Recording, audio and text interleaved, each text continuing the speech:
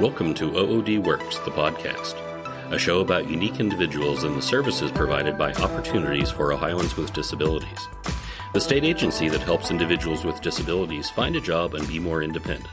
Here's your host, Kim Jump. April is National Autism Awareness Month, and prior to the coronavirus pandemic, I was able to sit down with Mary Russ of Parma Heights, Ohio. Along with her mother, Betsy, Mary, who has Asperger's syndrome, talked to me about her experience working, training as a voice actor, and filing for Social Security disability benefits. So, Mary Russ, I want to thank you so much for agreeing to be on the OOD Works podcast. You're welcome. It's great to be here in Parma Heights with you. Thanks. I got to see some of your achievements in high school here. What were those years like for you? They were pretty standard. I just basically just kept my head down and did the work. Didn't like group projects very much. Mm-hmm. But I basically just did what I was told. I didn't really get in any trouble or go to any parties or anything like that. I never went to any pep rallies. I just did the work, and I actually stayed at high school an extra year because I wanted to graduate with my friends at the same time, and I think they had like some sort of super senior program going on. It was a pretty nice year. I really liked my theater teacher and my English teachers. Mm-hmm. I remember one year we read 1984, and I was totally into that, and that was a very fun experience. As a mom, it's inspiring to me to hear how you gauge her interests, and then you seem to know that right amount to nudge. Well, I learned the hard way. When she was in high school, I thought, wow, because I would have loved this class, a graphic arts course. And it involved a computer.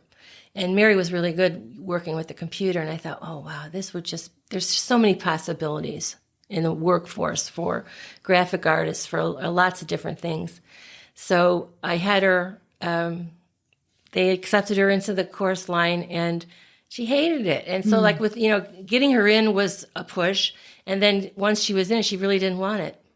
So she ended up, though, taking a class, a technology class, a 2-year vocation. Mm-hmm. And she got an award for finishing third in the state.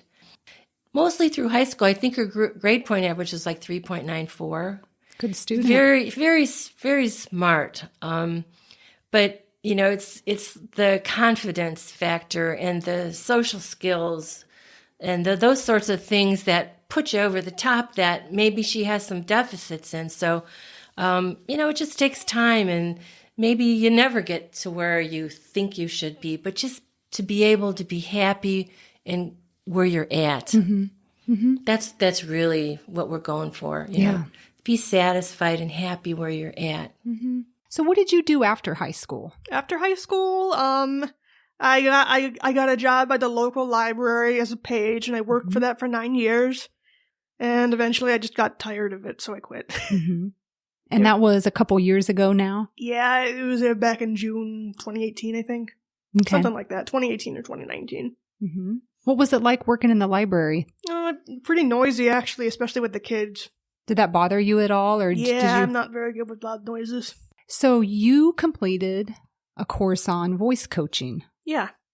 How did you get connected with that? We got a Polaris catalog in the mail, and it's got like adult education classes as well as stuff for seniors and teenagers, I think, and one of them was voice acting. I wasn't sure about it, but Mom talked me into it, and I went, and I really liked it. Even I got over my nervousness. Mm-hmm. I was feeling really depressed at the time, so I didn't really want to do anything anyway. But I ended up going, and it turned out to be this great opportunity. And when they contacted me later asking for like a full course that was like 3 to 4 months plus a demo in Albany, I decided to do it. Nice. Yeah. You must have liked it. Yeah, I did like it. Yeah, to make that big of a commitment with it. Mm-hmm. Yeah. That's great. I'd always been interested in voice acting. Like sometimes I remember back in like 2008 or something like that, there was a musical that was going around, Wicked, mm-hmm. and I had found like a bootlegged copy of the show on Google Videos. So I decided, since I couldn't see the show since it was on Broadway or whatever, I decided I would take that bootleg, memorize the script, and do the entire thing myself. It took me several weeks. It was just a fun little exercise. Sadly, I don't have that anymore, though. Wow, you must have a great memory. No, I just basically just watch the show, record, watch the show, record. So it was a lot of effort. Yeah, a lot of fun though. That's neat. So it sounds like for you, voice acting brings together some of those things you really enjoy. Yeah. I love voice acting in video games and cartoons and anime. It was I've been watching cartoons and stuff like that my whole life. So it was I always wanted to be able to do that. And now I finally can. It makes me happy. So, Elizabeth, you were the one who first reached out to Opportunities for Ohioans with Disabilities, and you shared some information about your daughter. Could you help our listeners understand just a little bit about why you reached out? Well, I just thought it would be appropriate because Mary is on the autism spectrum. And I know there's Autism Awareness Month and perhaps other disability awareness months that maybe she could do a public service announcement for, because she just finished a course with voice coaches in Albany, New York. And I thought it would be just so perfect if Mary could be a spokesperson for, autism or people with disabilities, because she has one. Right. Mary, if people are interested in contacting you for voice acting, where can they find you? maryross.icanvoice.com. We had the opportunity to record some public service announcements while I'm meeting with you today. And so we're excited for our listeners to hear you on this podcast, and then also at the end of some of our videos. And I'm excited for that too. It'll be really fun. Let's hear a public service announcement from Mary. April 2nd is World Autism Awareness Day. Remember to wear the color blue to raise awareness. And Mary actually was saying to me that she was afraid, Mom, I'm afraid you're going to die, or, what am I going to do? I didn't have any problem supporting her or anything like that. But what happens when I'm not here? So I understand, too, you've been applying for disability benefits. Yeah. What's that process been like for you? Mostly just waiting and figuring out what they want from us and what to do. It's mostly been just pretty boring, and I don't think I'll ever get the benefits. Okay. Playing the waiting game. Yeah. I've kind of gotten to the point where it's I need to be prepared if I don't get the benefits. Just because I'm not sure they'll ever happen. Yeah.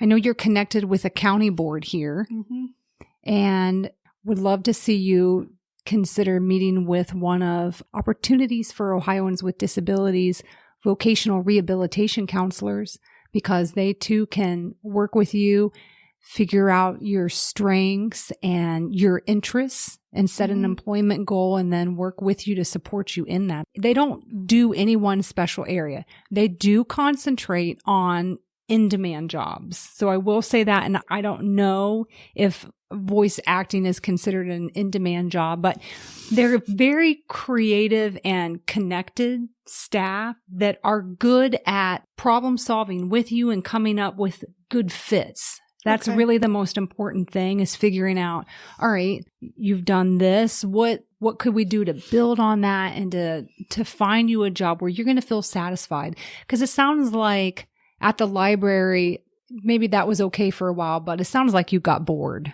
Yeah, and there wasn't really any opportunity for advancement either. You needed a challenge. Work over 15 hours. I couldn't really get promoted or anything like that. And it just wasn't for me. Your mom seems like she's your biggest fan. My dad is too. And your dad is too. That must mean so much to you to have their support. Sometimes it's annoying because I feel like mom's trying to push me into things I don't want to be pushed into. Stuff she would want to do or stuff she wants me to do. But most of the time it's good to have support. My friends are supportive too. My internet friends and real life friends. Mary's grown, and certainly we have listeners that have children with autism, different ages. Any advice? I think it's so important to have some friends and to have that social connection. And it's important for a lot of ways too, especially for those that don't read social cues well. When Mary was in high school, she was in group therapy, and I don't know if it did much good, but it was just, I think, just getting out there. Mm-hmm. I'm so happy she has 2 friends from high school, and they're still friends to this day, and they get together 3-4 times a year for each other's birthdays and maybe some other occasions if they feel like it.